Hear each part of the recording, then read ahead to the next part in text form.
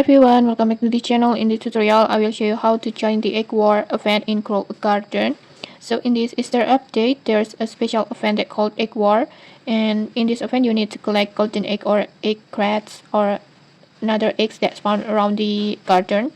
But keep in mind this is a competitive event, so you will be competing with your other players to grab as many eggs as possible.